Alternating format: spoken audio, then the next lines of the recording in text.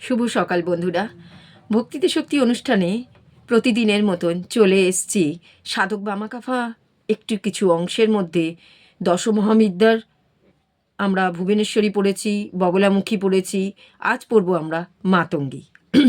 আশা করি বন্ধুরা তোমরা ভালোই আছো, আমিও ভালো আছি। প্রত্যেকের মনের মধ্যে ভালো মন্দ, সুখ দুঃখ, কষ্ট, লাঞ্ছনা গঞ্জনা অনেক কিছুই জুড়ে আছে এবং সারা জীবনের সেটা সঙ্গী। শুধুমাত্র কয়েকটা বছর, কয়েকটা কিছু এরম কখনো সঙ্গী না, জন্ম থেকেই আমাদের আমৃত্যু পর্যন্ত। অন্তত যদি মনে করি যে মানসিক পেশেন্ট না হই তাহলে ততক্ষণ পর্যন্ত, হ্যাঁ মানসিক পেশেন্ট হলে তখন হয়তো ফিল করতে পারবো না, আর মানসিক পেশেন্ট না হলে অবশ্যই অক্ষরে অক্ষরে আমরা ফিল করব, শরীরে অনুভূতি দিয়ে সেটাকে গ্রহণযোগ্য করতেই হবে আমাদের। এর মধ্যে আছে আমাদের অনেক কিছু, কারোর ক্ষেত্রে আছে এই চলার পথটুকু আমাদের কাছে খুব কঠিন, আবার কারোর কাছে খুব মসৃণ।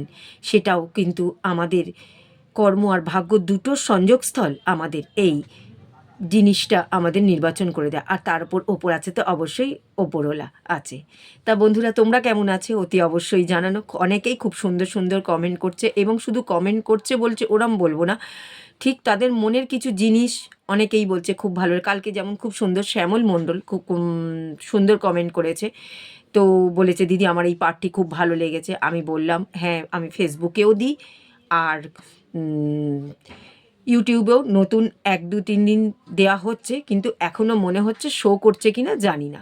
ঠিক আছে, তো বন্ধুরা তার মধ্যেই বলবো পাঠ শুরু করার আগে তোমরা অবশ্যই সাথে থেকো, পাশে থেকো এবং ঠাকুরের পাঠ শুনো, এবং অনেক অনেক করে একটু শেয়ার করে দিও, কেননা অনেকেই তো আছে ঠাকুরের পাঠ শোনার মতো মানুষ, তো তাদেরকে অবশ্যই শেয়ার করে দিও।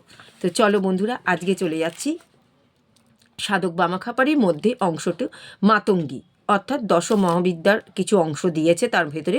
তো চলো আজকে চলে যাব আমরা সেই মাতঙ্গীতে। ইনি হচ্ছেন, এই মাতঙ্গী মা হচ্ছেন মোহবিনাশিনী, ভববন্ধন মোচিনী এবং সর্বদুঃখ হারিণী, সর্বদুঃখের চিরসাথী। উত্থানে ইনি জয়শ্রী এবং ক্ষেমঙ্করী, পতনে রক্ষিণী, ভববারিণী, তারিণী ও দুর্গমে দুর্গতি হরা। ইনি শ্যামাঙ্গী, অর্ধচন্দ্রধারিণী ও ত্রিনয়না, অর্থাৎ 3টে চোখ। দেবীর হস্ত চতুষ্টয়ে পাশ, অঙ্কুশ, খড়গ ও খেটক। রত্নসিংহাসনে ইনি বিরাজিতা।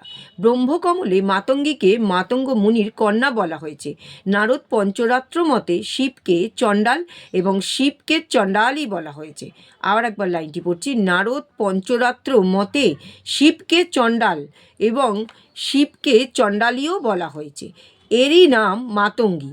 পুরাকালে একবার মতঙ্গ মুনি গভীর অরণ্যে কদম্ব বনে সমস্ত প্রাণীকে বশ করার এক অভিলাষে ত্রিপুরা সুন্দরীর সাধনা করেছিলেন। দেখো বন্ধুরা লাইনটা কত ভাইটাল। মাতঙ্গী মা কী করে মাতঙ্গী হলেন, মনে হচ্ছে সেই আবির্ভাবের কথাই বলছে। বলছে পুরাকালে একবার মতঙ্গ নামে একটি মুনি ছিলেন। সেই মুনি গভীর অরণ্যে কদম্ব বনে সমস্ত প্রাণীকে বাস করার অভিলাষে ত্রিপুরা সুন্দরীর সাধনা করেছিলেন। সেই সময় দেবীর নয়ন থেকে এক তেজময়ী শ্যামাঙ্গী নারী বিগ্রহরূপে আবির্ভূত হন। ইনি রাজমাতঙ্গিনী নামে বিদিতা। এর আরও অনেক নামাবলীর মধ্যে রাজমাতঙ্গী, সুমুখী, বর্ষমাতঙ্গী, কর্ণমাতঙ্গী নাম নিয়ে প্রসিদ্ধ। পুরাণ মতে এর ত্রিনয়ন হল সূর্য, চন্দ্র, অগ্নির প্রতীক। চারি হস্ত, চারি বেদ। ইনি বাগদেবী সরস্বতীর দিব্য মূর্তি এবং নীলকমল সদৃশ বর্ণভা হল পরাবাক। বিন্দু হস্তে ধৃত পাশ হলো অবিদ্যা, অঙ্কুশ হলো বিদ্যা, কর্মরাশি হলো দণ্ড এবং শব্দ স্পর্শাদি হলো, অর্থাৎ শব্দের যে স্পর্শ হয় সেই শব্দের স্পর্শাদি হলো গুণ হলো কৃপাণ। সূক্ষ্মরূপে তার মূর্তি হলো যন্ত্র, পররূপে তার ভাবনা এবং চিন্তন। ইনি শিবাত্মক মহামঞ্চ, অর্থাৎ ত্রিকোণাকৃতি রত্নময় সিংহাসনে আসীন হয়ে কাকাতুয়ার মধুর স্বর শুনছেন। বাহ, দারুণ। তার রাঙা চরণ স্থাপিত হয়েছে পদ্মের উপর, তার শিরে অর্ধচন্দ্র, কণ্ঠে কলহার ও ফুলে মালা। তিনি বীণা বাদনরতা, আচ্ছা, বাঁধন বিনা বাঁধনরতা, পরনে লাল চেলি শোভিত রক্তবর্ণ শাড়ি। এই শাড়ি অগ্নি বা জ্ঞানের প্রতীক, এর বিনা নাদের প্রতীক, কাকাতুয়ার কণ্ঠ নিঃসৃত হিং বর্ণের উচ্চারণ বীজ মন্ত্রেরও প্রতীক। এর হাতের শঙ্খপাত্র হল ব্রহ্মরম্ভ এবং মধু হচ্ছে অমৃতের প্রতীক। আর কাকাতুয়া বা সুখ পাখি হলো শিক্ষার প্রতীক। কি সুন্দর সুন্দরভাবে মানেটি বন্ধুরা মানে তুলনাগুলো দিয়েছে। তান্ত্রিকদের কাছে মাতঙ্গী হলেন মহাবিদ্যা এবং বৈদিকদের কাছে তিনি হলেন মহা সরস্বতী। এবার বন্ধুরা মাতঙ্গীর ধ্যান মন্ত্রে আমরা চলে যাব, খুবই ছোট, যা বগলামুখীর থেকেও ছোট, অর্থাৎ 2 লাইন।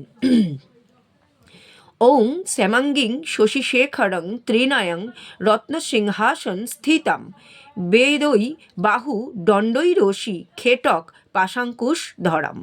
চলো বন্ধুরা, এবার চলে যাচ্ছি আমরা, যেহেতু ছোট ছোট তাই দুটো পড়ছি। মা কমলা, ঠিক আছে?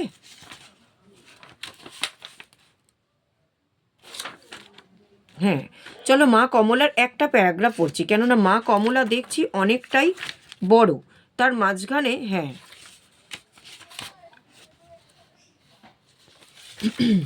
চলো মা কমলার অংশটুকু দেখছি ছোট, অনেকটাই বড়, কিন্তু এখানে দিয়ে কমলার ধ্যান মন্ত্রটুকু দিয়েছে, আমরা এইটুকু পড়ে রাখি। মা কমলা, দশ মহাবিদ্যার শেষ মহাবিদ্যা হলেন কমলা। দেবীর অঙ্গকান্তি উজ্জ্বল কাঞ্চন বর্ণা এবং হিমগিরির মতো শ্বেত শুভ্র 4টি হস্তিমুণ্ড দ্বারা অমৃতপূর্ণ হেমঘট গ্রহণ করে দেবীর অভিষেক করছে। দেবীর 2 হস্তে বর ও অভয়, অন্য 2 হস্তে পদ্ম, মস্তকে মুকুট, পরিধানে পট্টবস্ত্র, আসনে পদ্ম। দেবী কমলা বোধ বিকাশের সর্বশেষ স্তর, ইনি নিত্য পূর্ণানন্দ রসে আপ্লুতা। দেবীর মহাস্নানের হেমকুম্ভটি হল প্রেমময় ও ধর্মকুম্ভ, আর বাড়ি হল শ্রদ্ধারূপী প্রেম রসে ভরা বাড়ি। বাড়ি হতে এখানে জলকে বলা হয়েছে, ঠিক আছে? মানে ঘরটাকে একটা কিসের সাথে তুলনা করা হয়েছে এবং ঘটের যে জলটিকে সেটাকে একটার সঙ্গে তুলনা করা হয়েছে। যে বলছে দেবীর মহাস্নানের হেমকুম্ভ হলো প্রেমময় ধর্মকুম্ভ, আর বাড়ি হলো শ্রদ্ধারূপী প্রেম রসে ভরা বাড়ি। কি সুন্দর দিয়েছে, শব্দগুলোও সুন্দর, মানেগুলোও সুন্দর। ক অর্থে যাবতীয় ভোগ হচ্ছে সুখ, মলা অর্থে মলিনতাহীন বা মলশূন্য। দেবী এই পবিত্র নির্মল সলিলে অভিস্নাত হন। ইনি বিষ্ণুকে পতিত্বে বরণ করেছিলেন, তাই ভগবতী কমলা শ্রী বিষ্ণুর লীলা সহচারী এবং বৈষ্ণব শক্তি অতি শান্ত মূর্তি। বাহ, ইনি আগম নিগমে খ্যাতা। এর কৃপালাভের জন্য দেবতা, রাক্ষস, মানুষ, সিদ্ধ, গন্ধর্ব সবাই ব্যাকুল। ইনি মহালক্ষ্মী ও মহাষোড়শীর প্রতীক। পদ্মবীজের মালায় রিং মন্ত্রে জপ, বিল্লপত্র এবং বিল্ল ফলের দ্বারা হোম করলে দেবী কমলার কৃপালাভ করা যায়। কি সুন্দর লাইন! পদ্মবীজের মালায় হিং মন্ত্রে যদি জপ করো তাহলেও কিন্তু এটা পাবে, এবং বিল্লপত্র এবং বিল্ল ফলের দ্বারা, আমরা সবসময় হোমের মধ্যে তো বিল্লপত্র দেওয়া হয়, এবার বলছে বিল্ল ফল, অর্থাৎ বেলের যে ফল ছোট ছোট, সেই ফল দিয়ে হোম করলে দেবী কমলার কৃপা লাভ হয়। সমুদ্র মন্থনকালে এর আবির্ভাব। ইনি কাঞ্চনা বর্ণা, হিমালয় সদৃশ, শ্বেত বর্ণের 4টে হাতি সুর দিয়ে অমৃতপূর্ণ ও করে অন্য 2 হস্তে বলছে অমৃতপূর্ণ করে হেমঘটের মাধ্যমে অবিরত একে স্নান করাচ্ছেন। এই 2 হস্তে বর ও অভয় এবং অন্য 2 হাতে 2টি পদ্ম ফুল। এই ইনি পদ্মের আসনে সংস্থিতা, অর্থাৎ পদ্মের আসনে বসে আছেন। পরিধান পট্টবস্ত্র এবং মস্তকে মণিময় মুকুট। চলো চলে যাচ্ছি বন্ধুরা কমলার ধ্যানে, মা কমলার ধ্যান মন্ত্রতে। ছোট্ট 4 লাইন মন্ত্র। ওম কান্তা কাঞ্চন সন্নিভাং হিমগিরি প্রৈক্ষ সশ্চ চতুর্ভীজ গজয়ী হস্তক্ষিপ্ত হিরণ্মায়া মৃত ঘটৈ রাশিশ্চ মনং শ্রিয়ম বিভ্রাণং বরম্বুজং ম ভয়ং হস্তৈ কিরীটোজ্জ্বলম খৌমা বন্ধনীত অম্বি ললিতাং বন্দে হরবিন্দ স্থিতাম। তো কমলা মায়ের স্ত্রোত পাঠ করলাম। এবার বলছি রে বন্ধুরা, আজকে আর পড়ছি না, সেটা বলবো। এই যে দশ মহাবিদ্যার আলোচনা আমরা করলাম বা পড়লাম, আমরা পাঠ শুনলাম, এই দশ মহাবিদ্যার সর্ববিনিময়ে সব কিছু মিলিয়ে লাস্টে 2 পাতা দিচ্ছে। এর থেকেও কিন্তু আমি দেখছি বইয়ের মধ্যে অনেক জায়গায় পেন্সিল দিয়ে দিয়ে দাগ রয়েছে, অর্থাৎ আমি তো এটা পড়ে নিয়েছি বন্ধুরা আগে, তো মোটামুটি একবার পড়েছিলাম। তো ঠাকুরের পাঠ একবার দুবার পড়লে এই গল্পগুলো সবসময় মনে থাকে না, ঠিক আছে? তো সেই জন্য মেন লাইনগুলো আমার একটু পেন্সিল দিয়ে দাগ দেওয়ার স্বভাব আছে। তো সেই জন্য বন্ধুরা এই পর্যন্তই পড়লাম, মা কমলার ধ্যান মন্ত্র পর্যন্ত আমরা পড়লাম। তো চলো বন্ধুরা, তোমরা আপাতত পাঠ তোমাদের কাছে এখানেই শেষ করলাম। যেতে যেতে মা, এই যে দশমহাবিদ্যা আমরা পড়ছি, এ তো সেই মা কালীরই রূপ আর মা দুর্গারই রূপ, মা লক্ষ্মীও, সবই ঘুরিয়ে ফিরিয়ে এর মধ্যেই রয়েছে, ঠিক আছে? তো চলো যেতে যেতে মা কালীর 2 লাইন গান শুনতে শুনতে চলে যাই। অন্যদিন গানটি পুরো করব, ঠিক আছে?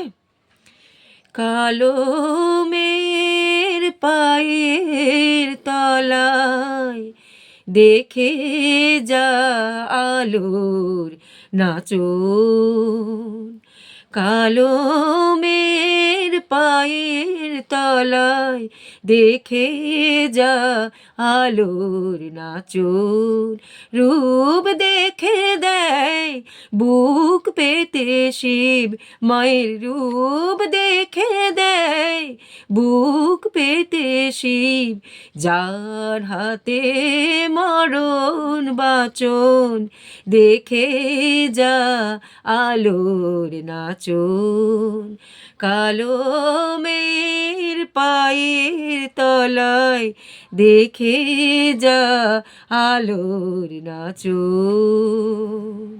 আজকে এখানেই বন্ধুরা শেষ করলাম। আপাতত মায়ের এই ছোট্ট 2 লাইনের গান দিয়ে বিদায় নিলাম। তোমরা ভালো থেকো, তোমরা সুস্থ থেকো, তোমাদের এই সমস্ত শুভকামনা মায়ের চরণে সঁপে দিয়ে সেটাই প্রার্থনা করি, মা এই জগৎ সংসারের কল্যাণ করো। জয় মা।